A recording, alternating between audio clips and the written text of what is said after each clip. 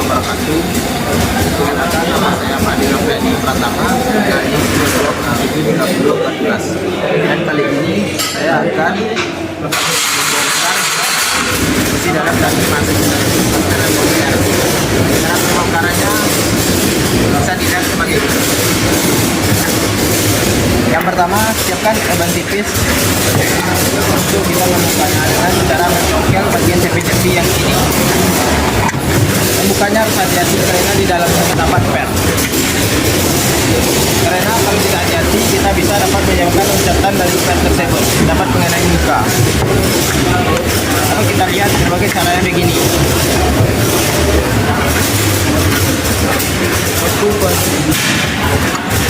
Membukanya harus hati-hati dan pelan.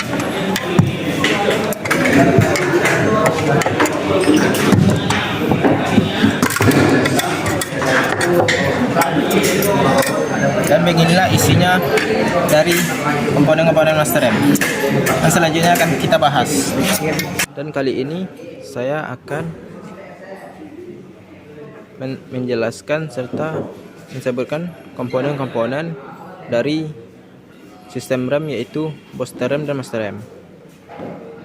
Sebelum kita masuk ke langkah tersebut, alangkah baiknya kita tahu fungsi utama dari seluruh komponen-komponen yang ada di depan ini.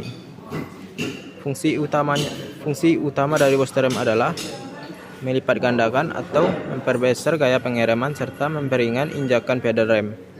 Oleh karena itu, daya yang dibutuhkan untuk menginjal pedal rem tidak memerlukan energi yang banyak. Namun, hasil atau daya pengereman yang dihasilkan lebih besar sehingga mampu memperlambat atau menghentikan laju kendaraan. Oke teman-teman, kali ini langsung saja kita masuk ke komponen yang pertama, yaitu ada operating rod. Yang ini, operating rod merupakan komponen pada booster rem yang memiliki fungsi untuk menghubungkan pedal rem dengan push rod pada booster rem. Apabila pedal rem diinjak, operating rod akan mendorong push rod sehingga terjadi proses pengereman. Dan yang kedua, air cleaner element yang ada pada ini, tempat masuknya udara. Air cleaner merupakan komponen pada booster rem yang memiliki fungsi untuk membersihkan udara yang masuk ke booster rem sehingga tidak merusak komponen yang ada di dalam booster rem. Dan komponen yang ketiga yaitu control valve mekanis. Yang ini nih. Nah, yang ini control valve mekanis merupakan komponen pada booster rem yang memiliki fungsi untuk mengontrol masuknya udara atau tekanan atmosfer sehingga akan menyebabkan tekanan pada kedua chamber berbeda. Yang ini nih, tempat masuknya. Nah, perbedaan ini yang akan mendorong booster piston untuk melawan di program spring sehingga tenaga injakan pedal ditambah dorongan dari booster rem piston ini. Dan hal ini yang menyebabkan daya pengereman berlipat ganda dan lebih ringan. Dan komponen selanjutnya yaitu nomor 4 yang ada pada push rod. Push rod merupakan salah satu komponen pada booster rem yang memiliki fungsi untuk meneruskan gaya pada injakan pedal rem dan dorongan yang dihasilkan oleh booster rem yang selanjutnya akan diteruskan untuk mendorong piston master rem silinder agar terjadi tenaga hidrolis. Dan selanjutnya komponen yang nomor 5 berada di diagram spring. Teman-teman tahulah ini apa ya? Biasa disebut sebagai, bisa ditemukan di berbagai macam-macam, bisa disebut per. Nah, diagram spring merupakan salah satu komponen pada booster rem yang memiliki fungsi untuk mengembalikan posisi membran dan push rod booster rem ketika pedal rem dilepas atau proses pengereman sudah tidak diperlukan. Nah, ini biasa teman-teman jumpai kan di rumah. Dan komponen nomor 6 yaitu body. Teman-teman tahulah body itu apa? Nah, body merupakan salah satu bagian dari booster rem yang memiliki fungsi sebagai pelindung komponen-komponen dari booster rem serta wadah agar timbul perbedaan tekanan dari udara ruang atau chamber booster rem. Nah, sebagai pelindung-pelindung dari komponen-komponen dalam, yaitu bagian yang ini nih. Nah, bisa juga pelindung diagram, bisa juga pelindung push rod di dalamnya dan sebagainya yang ada di dalam. Selanjutnya, komponen nomor 8 berada pada selang vakum. Nah, mana ya selang vakumnya? Oh, nggak ada. Biasanya selang vakum terletak di sini nih. Nah, di sini terletaknya nih, teman-teman. Nah, selang vakum merupakan salah satu komponen pada booster rem yang memiliki fungsi untuk menghubungkan chamber dengan kevakuman pada intake manifold. Kevakuman ini yang nantinya akan dimanfaatkan untuk proses melipat gandakan tenaga hasil injakan pada rem. Ini nih, teman-teman. Assalamualaikum warahmatullahi wabarakatuh. Letaknya biasanya di sini nih. Dan selanjutnya yang kita bahas yaitu komponen nomor 9, constant pressure chamber, yang biasanya yang berhubungan dengan ini, saluran udara yang ini. Constant pressure chamber merupakan salah satu komponen pada booster rem yang memiliki fungsi sebagai ruangan yang berhubungan dengan kevakuman pada intake manifold melalui selang vakum. Dan komponen yang nomor 10 yang namanya yaitu variable pressure chamber. Variable pressure chamber merupakan salah satu komponen pada booster rem yang memiliki fungsi sebagai ruangan yang dapat berubah-ubah akibat perbedaan tekanan pada constant pressure chamber. Dan variable pressure chamber ruangan ini akan bertambah besar apabila pergerakan dilakukan. Dan inilah sebagaimana contohnya. Sebagai ini dapat bermaju mundur seperti ini.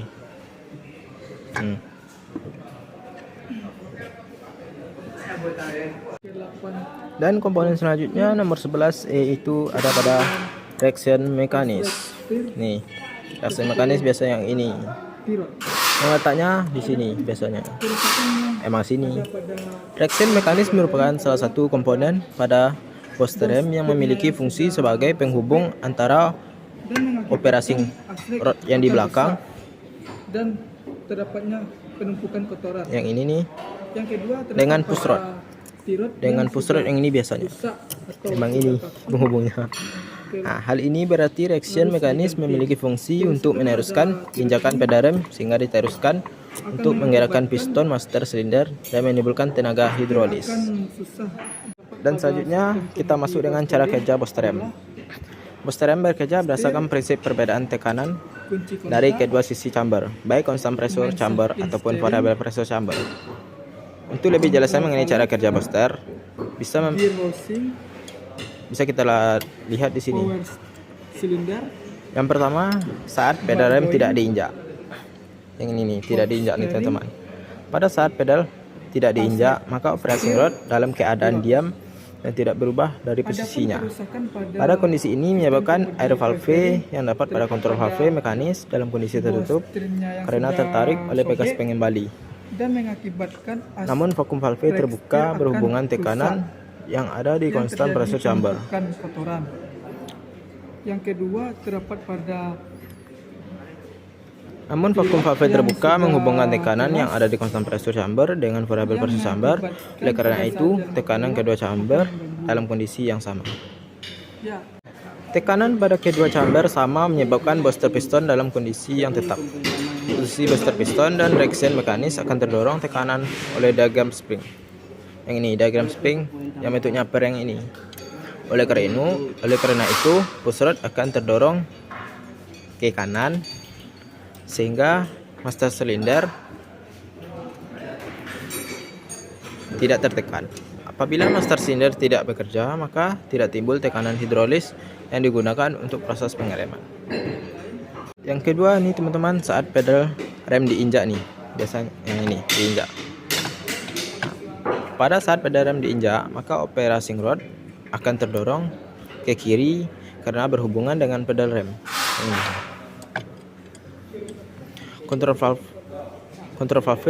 mekanis akan terdorong ke kiri atau ke depan mengakibatkan vakum valve tertutup dan air valve terbuka. Hal ini menyebabkan constant pressure chamber dan variable pressure chamber tidak terhubung. Pada kondisi ini, maka variable pressure chamber memiliki tekanan yang kuat karena dihubungkan dengan tekanan atmosfer oleh air valve. Sementara itu, pada constant pressure chamber tetap vakum karena masih terhubung dengan intake manifold melalui saluran vakum. Oleh karena itu, pada kedua sisi chamber memiliki perbedaan tekanan. Diagram booster rem akan terdorong atau terhisap oleh kevakuman.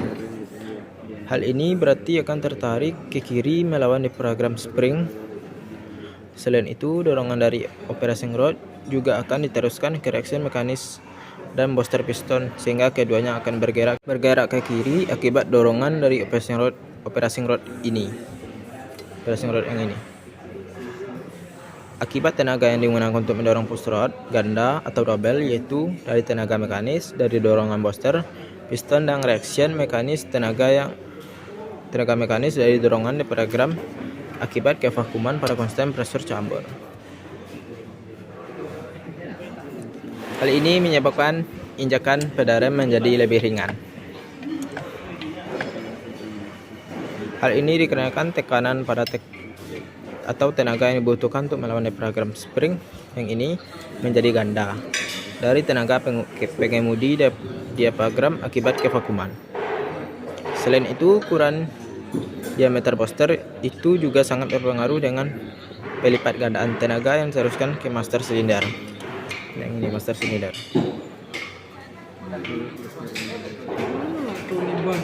Semakin besar diameter booster rem yang ini, maka kevakuman pada intake manifold juga semakin besar sehingga dorongan dari membran atau diafragma lebih kuat.